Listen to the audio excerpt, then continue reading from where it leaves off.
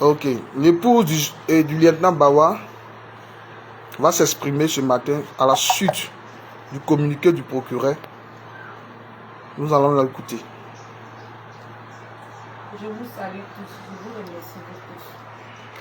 Ça fait 5 jours que mon mari a été arrêté. Le jour de son arrestation, le dimanche, j'ai fait une vidéo.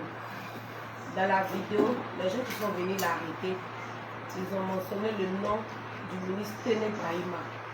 Que c'est Téné Brahima qui sont venus, qui l'ont envoyé. Et ce matin, je viens de voir le communiqué du procureur de la République disant que c'est lui qui a envoyé ces personnes pour venir chercher le lieutenant Bawa. Je vais vous expliquer, monsieur le procureur de la République, je m'adresse à vous, monsieur de toutes les institutions, des droits de l'homme, des droits de la femme, je m'adresse à vous tous. Je suis la première personne qui a vécu la scène. Comment je peux dire, la première personne devant qui toute la scène s'est passée. Comment est-ce qu'ils ont enlevé mon mari? Lorsqu'ils sont venus, ils ont alerté tout le quartier. Ils ont braqué tout un quartier. Ils ont pris, comment on appelle même, c'est un immeuble surveillé. Ils ont pris le gardien, ils l'ont jeté, ils ont arrêté mon gérant. Il avait du pain en main. Ils sont venus, ils disent qu'ils cherchent un braqueur. Voilà, un dealer de drogue. Qu'on leur a donné les renseignements que le dealer de drogue, il était au premier. Nous sommes au troisième. Et pendant qu'ils étaient là-bas avec le gérant, il y a un groupe qui est monté au troisième. Quand ils sont montés au troisième où nous habitons, ils étaient nombreux, ils dépassaient plus de 6 personnes, ceux qui étaient dans la maison. Ils dépassaient 6 personnes. Ils étaient lourdement armés. Ils avaient porté des gilets par balle. Et ils avaient porté des bornés. D'autres étaient encagoulés, mais ceux qui sont restés là, qui sont restés dans la maison, ils n'étaient pas encagoulés. Je reconnais cette photo qui a été publiée sur les réseaux sociaux, celui-là, je le reconnais bien même. Il était parmi eux, je le reconnais très bien. Et quand ils sont rentrés, j'étais dans la chambre. Les enfants étaient au salon. Ils ont crié, ils ont rentré avec tellement une grande force. Couchez-vous, couchez-vous, couchez-vous. C'est la police, c'est la police. Et avant que je ne sorte, le lieutenant était par terre, tout le monde, les enfants étaient par terre. Et j'ai entendu une voix, sa femme est dans la chambre. Je ne me porte pas bien. Il est parti me tirer dans la chambre. Viens me donner, comme on appelle, la preuve qui prouve que ton mari a été libéré de prison. Donc il m'a trimballé de la chambre des enfants avec un pistolet sur la tête jusqu'à ma chambre. Et j'ai enlevé le papier lui remettre, le papier de libération. Et quand j'ai enlevé le papier de libération lui remettre, il m'a traîné, on est venu au salon. C'est là que j'ai constaté que tout le monde est couché. Et j'ai demandé, monsieur, pourquoi est-ce que vous êtes là? C'est pourquoi il a dit, c'est la police. C'est la police. Il lui a demandé, est-ce que vous avez un papier qui prouve que, il dit oui. Quand nous on ne vient pas avec un papier, nous on vient de la part de M. Téné Ibrahima. C'est comme ça nous on opère. On est venu chercher le lieutenant Bawa plus les papiers. Ils ont même menacé mon premier fils qui était sur la dalle à l'étage. Ils nous ont mis tous sur pied. Et puis ils ont pris le lieutenant Bawa. Ils sont sortis avec lui. Ils se sont battus avec mon grand frère. Ils se sont battus avec tous les enfants qui étaient ici. Moi-même, ils se sont battus avec moi. Dans ma mauvaise santé, je suis descendue, je suis partie. Je suis descendue jusqu'à, je suis montée dans les véhicules. Le même qui avait les drogues. Quand je suis montée dans les véhicules, il dit, mais on ne peut pas demander un papier qu'on vous donne qui prouve, vous allez nous menacer et puis partir avec le lieutenant. C'est là qu'il m'a répondu qu'ils vont à Sobroko. C'est comme ça qu'il faut faire. C'est ainsi que je suis venue faire la vidéo. En dénonçant ça. Que monsieur, que les éléments qui sont venus arrêter mon mari ce dimanche disent qu'ils viennent de la part de monsieur Téné Ibrahima. Téné Ibrahima, c'est comme ça que j'ai fait le coup de cœur. En appelant monsieur Téné Ibrahima, en appelant le président de la République. Maintenant ce matin, il y a un papier qui sort. Ce papier qui est notifié que c'est le procureur de la République même qui les a envoyés. Moi j'ai des questions à poser au procureur de la République.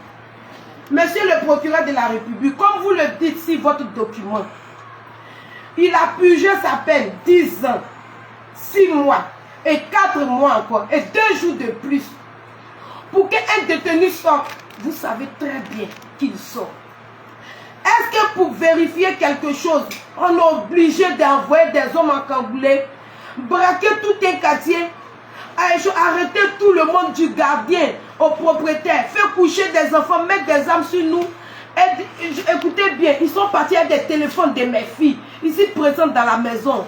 Nous battre, saccager tout pour une vérification. Est-ce que pour arrêter une personne, voilà, est-ce que pour arrêter une personne, ils sont obligés de faire ça? Quelqu'un qui est arrivé, ça fait 5 jours, il n'est pas encore sorti. Il ne sort pas du tout. Moi-même, je travaille, vous pouvez constater, je ne suis pas sorti, je suis resté à la maison avec lui. On était tous à la maison. Est-ce que c'est comme cela, on vient vérifier quelque chose? Et puis vous faites sortir un document que de ne pas salir le nom de Tene Ibrahima. Est-ce que c'est comme ça la loi marche, monsieur le procureur? Si le document vient vraiment de vous, est-ce que c'est comme cela on arrête une personne? C'est comme ça on menace ses enfants? Pour une simple vérification?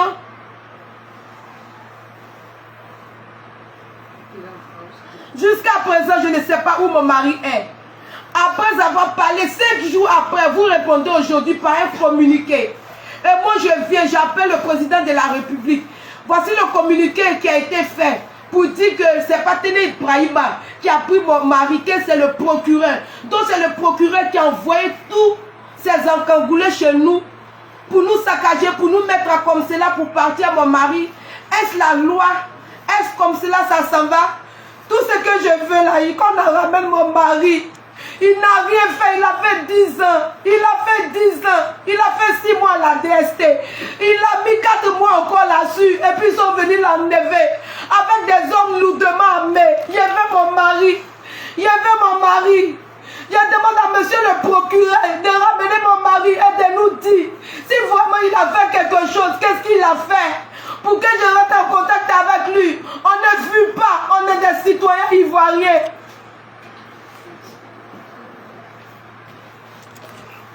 Ouais, un de ses fils qui était témoin, il va parler. Tu rentres pas dans la caméra. Il me présente. Il m'appelle Emmanuel, son premier fils. Au moment des faits, nous, moi et mes petits frères, on était à la dalle. On était de jouer, puis il y a un qui est descendu. Il me dit non, il m'appelle pour crier. Il était en folie comme ça, crier. Il dit non, il y a des policiers qui sont à la maison. Donc il descend et voit les policiers devant la porte. Il dit crier. Arrêtez, voir mes tontons, les tontons qui sont devant la police, ils sont de lutter eux. Ils commencent à pleurer. Il dit non, il veut descendre. Il dit non, on va descendre. Ils ont commencé à pointer les armes sur nous. Il dit encore remonter, si on remonte pas, ils vont commencer à tirer sur nous, pointer les armes sur nous. Ils ont fait un petit peu, ils sont remontés. Après maintenant, il voit mon papa qui descend les armes, les policiers qui sont les bousculer ici. On descend, maman descend, elle a failli même, elle s'est évanouie même dans l'arbre. Tout le monde a commencé à pleurer, sinon... D'accord. Il y a la nièce, la fille de Mbaï, qui va aussi dire quelque chose. Moi, c'est Jomon Fina. Ce dimanche, ils sont venus à 19h. Ils sont venus, ils ont tapé. Quand ils ont frappé, normalement, on doit venir pour leur vie.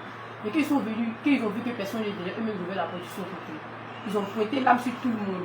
Il y a un même que j'ai reconnu. Il y a connu plein de personnes des deux. Il y a un même qui s'est battu avec mon oncle. Et lorsqu'ils sont venus, ils n'ont montré aucun papier. Ils n'ont rien présenté. Ils disent qu'ils sont venus chercher le Nicolas Bawa. C'est comme ça que notre maman était dans la chambre. Ils l'ont pris par des cheveux. Et puis ils l'ont fait sortir. Ça, notre papa a dit, faites doucement avec elle parce qu'elle ne se pas habillée. Quand ils sont venus, ils ont commencé à se battre. Ils sont venus, ils n'ont montré aucun papier. Ils sont venus hors la loi. Ils sont venus, ils étaient lourdement armés. Ils avaient porté des antiballes. Ils ont même pris notre téléphone. En tout cas, tout ce que nous demandons, c'est qu'ils laissent notre papa. Nous, on veut la liberté comme les autres citoyens. Il faut comprendre. Je vous demande pardon. Toutes les communautés civiles, les droits civils, les droits de la femme. Voici ce que le procureur a dit. Voici le communiqué. Est-ce comme ça on enlève un citoyen, même si c'est un criminel, il vient de sortir de prison, qu'est-ce qu'on lui reproche? S'il avait vraiment fait quelque chose, comme le procureur le dit, pour une poursuite judiciaire, avant ces 5 jours de libération, il allait avoir un deuxième MD. Le MD allait le trouver là-bas à la MAC Baka. Papa, on le libère. Il n'a même pas profité de sa famille. Après 10 ans. Après 10 ans d'incarcération, il a mis 4 mois, il n'a pas profité de ses enfants. Et puis ils sont venus le tirer comme un vulgaire voleur. Est-ce que c'est ce qu'on fait? C'est ce que le procureur a fait. Il a demandé pardon au procureur de libérer mon mari. S'il lui réclame quelque chose, qu'il nous dise, on va laisser présenter, qu'il le libère, on est fatigué. Nous, on ne peut plus, on est fatigué, on veut vivre en paix.